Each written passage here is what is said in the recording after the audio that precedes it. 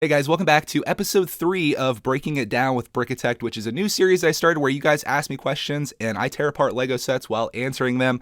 I am so happy that I started this series because I've gotten so many great questions, so many that it's hard to narrow down to just the few that I featured in this video, but that's what we're going to be doing today. And I'm going to get started with the first question. This one comes from Isaac the Animator, who asked a question that I've gotten a few times now. He says, why is it not bricking it down? And coming from someone with the word brick in their YouTube username, if you're going to do anything on YouTube Lego related, please avoid using the word brick in it. It's way overdone. The market is oversaturated.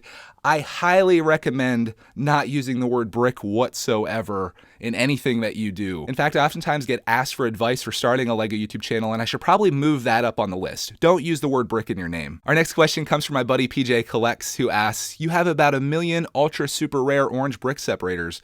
Why do you not use them to break down sets? And the answer is very simple. I don't want to damage these priceless artifacts. But honestly, the real answer is I just enjoy tearing pieces apart with my fingers. I've done it that way my entire life, and that's just the way that I do it. I feel like it's actually easier than using a separator, but I will use a separator if things get really difficult. Next question comes from Channel Surfer, who says, do you think you'll ever defeat the backlog? If so, what would you do? And I kind of talked about this a little bit during the backlog tour video. I don't think I'm ever going to defeat the backlog for a couple reasons. First of all, I just have so much in there to start out with, and the fact that I keep buying sets that come up on sale, and when new stuff's released, I have to have it, and then you guys send me stuff in the mail, so I feel like the backlog is always going to be kind of rotating, but it's going to exist. If I ever did defeat the backlog, what I would love to do, and I think I'm actually going to make a podcast episode about this. I'm planning to start a solo podcast, by the way. I want to talk about the direction that I'd love to take this channel, and it would probably be doing junk builds. You guys know me as the Lego deal master, Lego deal god. Maybe the term deal god's a little bit too much, but what I would love to do to expand upon that is when Lego sets are released, I would love to try to use the pieces that I have in my collection to build those. They're called junk builds. I've talked about this before, but I'd like to show people that you don't have to have a lot of money to really enjoy Lego, and you can use the collection that you have to try to replicate sets that you find that you love, or just try to build things that you think are really cool without spending your hard-earned cash on it.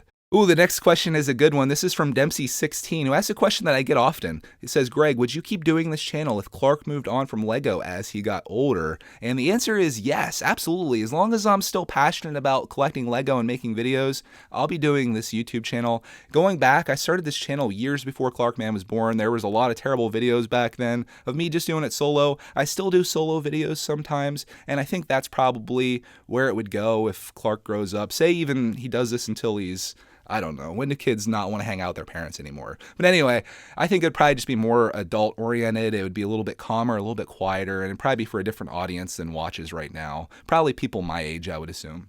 Our next question comes from Noobmaster69, who says, Greg, what advice do you have for someone who wants to start a Lego collection but doesn't have the money to? P.S. Great series. Thank you, Noobmaster. My advice for you would be to go to thrift stores or yard sales, or even try finding clearance sets at Walmart or wherever you shop at. I really do believe that you can build up a pretty decent Lego collection without a lot of money, especially if you take the yard sale route. I mean, you might even get lucky and find some actual sets on the cheap, but the best thing you could find if you're trying to start a Lego collection is try to find someone's old collection or just like a tub that they're selling for cheap, and then bring that one home. The next question from Cody Whitmore is sort of a follow-up on that last one. He says, how do you find such good yard sale finds? Any tips? Yes. My tip, and I learned this from my father-in-law, is to ask. Go to every yard sale you can. We typically go to community yard sales, so it's like house after house after house. And even if you don't see Lego outside or in their garage that they have for sale, it doesn't hurt to ask. We've come to houses where it's been like older people. I looked at their stuff and it was a place that I probably wouldn't even stop at. My father-in-law asks if they have any Lego. The lady goes inside and brings out Lego that was her son's that's grown up. So just go to yard sales and ask people if they have Lego if you don't see it. And the same thing applies to anything you're trying to collect. I've seen people do this with video games. They pull out stuff that they've even forgotten about. And the cool thing about it is if they just have it stored away and it's not even in their yard sale, they probably don't value it very highly. So you can get it super cheap, which kind of goes back to the last question too. The next question here is from the one and only Brickstar, my favorite Lego YouTuber, who asks a studio follow-up question. He says, what precautions are you planning to take to prevent future flood/water damage? damage. I've had busted pipes and rainwater damage a few times in the past, and each time I've changed it up a bit, yet it seems no matter what you do, an unforeseen event can strike. For us, I think one of the big problems that we had with this most recent water issue was the fact that we have this drain pipe that goes out in our backyard, and I come to find out that it was clogged. So I've unclogged that. I'm hoping that would take all the water that sails down our driveway and pushes it out way out in our backyard. But I don't know for sure. Like you said, any kind of unforeseen thing can happen. And I'm just hoping that it doesn't, I guess. But to answer your question, at least related to Lego, the one thing that I could definitely do is try to get my big boxes that I have sitting on the floor up off the floor like an inch or so. Luckily for me, like 99% of my Lego collection is on shelves. So even if we had some water in here that soaked the floor, or even like an inch that came in, everything would be okay. It's just those big boxes, and that's how I lost Ninjago City. Mother Nature is very cruel sometimes, and you just do your best. Our next one is from Gary Bungard, who asks, when are you going to start using Brickset to track your collection? Maybe being displaced from your studio can be a starting point. And that is a really good question. I actually considered doing that when I had all my sets off the shelves. But just as I was putting them on, I made the decision not to bother with a Brickset account because so much of my collection, well, maybe not so much, but a good portion of my collection isn't just sets. Like I have a ton of just regular pieces and stuff that I found at yard sales. I do feel like Brickset is good for people that just buy Lego sets and want to track those, and it would be nice to have everything in there, but it's just a tremendous amount of work when you get started years after you started collecting. And the fact that it wouldn't document my true collection of all the other stuff that I've come across at yard sales and have sorted and put into bins. To me, it just isn't super valuable. And also, I would probably forget to put sets in there as I bought them, and it would just turn into this thing that I wouldn't follow through with. So that's why I haven't done it, and I probably never will. Oh, this next question I thought was so good, and I can make an entire episode about this, and I may actually. This is from Bored Zach, who says, do you ever make a Lego video when you really don't want to out of obligation? Daily videos are a lot of work, and sometimes I really just don't feel like building Lego. That is such a good question for someone that creates on the scale that I create, and a lot of other Lego YouTubers that you watch probably are on the same level, and I think we all can agree on this. There are times when you commit to something like daily videos where you don't necessarily feel like doing one that day. But I'll say this, I really do love having a schedule where I've committed to making daily videos or whatever your schedule is, because if you don't have that, I've found that it's very easy to let yourself down when you're not committed to other people. For example, say I didn't have a schedule at all and I wanted to make a video just in my own mind. I want to make a video every single Monday through Friday, okay?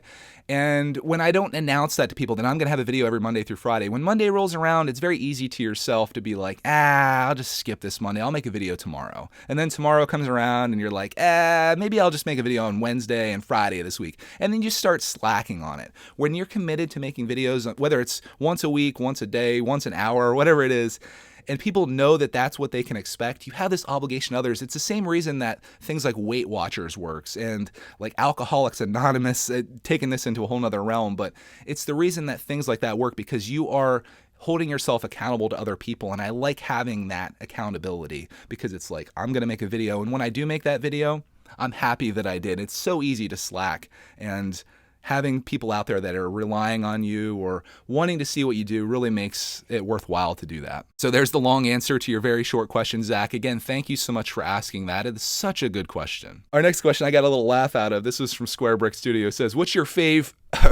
most treasured memory of you and Clark doing something Lego related? He was trying to avoid asking something favorite related because I said I wouldn't answer any more favorite questions, whether it be building, buying, or playing with a set. For me, I thought about this, and it's like I don't have this one memory in particular that sticks out because we do this so much.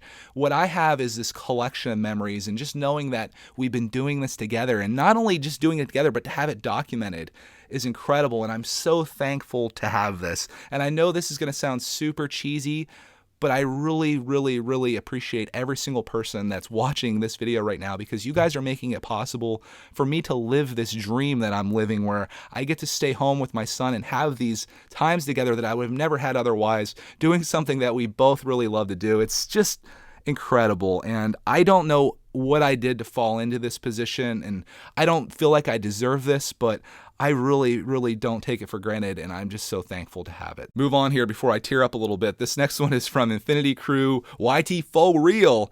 It says, why do you buy 80% of LEGO themes? I have a rule. I only collect Marvel, Star Wars, and Speed Champions. It saves me a lot of money. Also, keep up the great work. Good question. I know some people are into their particular things, whether it's Star Wars, Ninjago. I think everyone probably has their favorite theme, but for me, I don't want to just put myself into one theme or two themes or three themes. I think LEGO makes so many great sets that I want to dabble into. So I'll find myself buying Friends sets. I buy Star Wars sets, I buy Ninjago, I buy City, I buy Creator, I buy Ideas. I just love it all. I think it'd be sad to be like, nope, I'm not buying that Creator set because all I collect is Star Wars. It's just, you're missing out on a lot. I do understand that it can save you money, but for me, I try to prioritize the sets that I really love with the discounts that are happening at the time, and that's how I buy my sets. Here's a good question. This is from Luke Gregory. Great name, by the way. It says, what would you rather have? Unlimited space for your sets or unlimited free sets? And you guys probably would say unlimited free sets, but for me, I'd rather have unlimited space because that has been the thing that has held me back so much is the space situation. And I'm almost out of space now, even with adding new shelves in. So for me, I would rather have unlimited space to be able to store things and not get overwhelmed with collecting. That's another topic that I want to talk about on my upcoming podcast. I'm trying to think of how I was going to word this. It was going to be the burden of being a collector.